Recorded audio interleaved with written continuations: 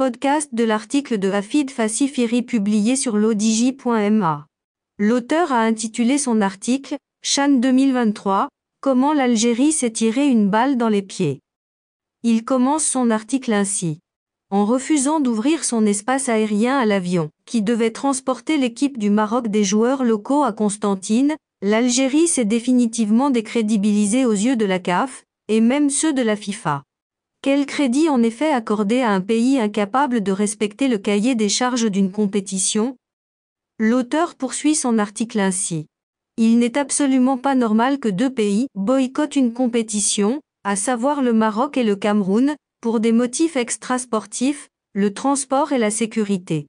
Il faut reconnaître que le président de la Fédération royale marocaine de football, M. Fawzi Lekcha, n'y est pas allé de main morte en lançant un ultimatum qui a mis les généraux dans l'embarras. Fawzi Lekcha est assurément un président intransigeant lorsqu'il s'agit des intérêts du Maroc et des couleurs nationales.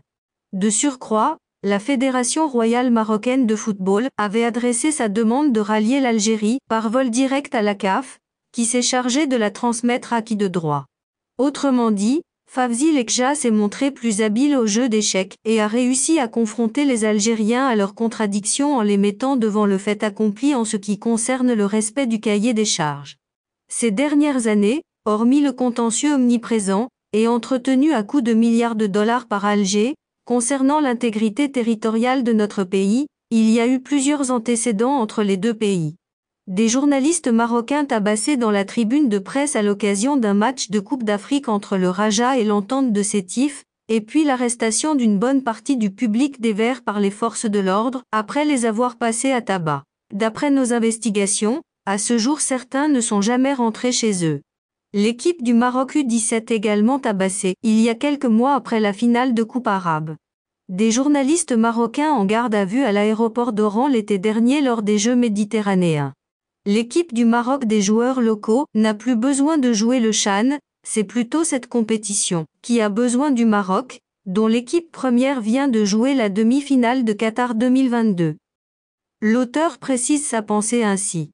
Même si une compétition continentale représente toujours une vitrine pour les jeunes joueurs de la Botola, il n'est absolument pas question de se rendre en Algérie à n'importe quel prix, surtout lorsque le voisin ne respecte absolument les principes d'hospitalité et les engagements pris pour l'organisation.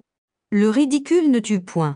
Ce n'est pas nouveau, le pouvoir algérien est en train de perdre la face, car il aurait pu sauver les apparences au lieu de se couvrir de ridicule et s'enfoncer davantage dans cette logique dont eux seuls ont le secret. Une logique où ils prennent en otage tout un peuple et même toute la région.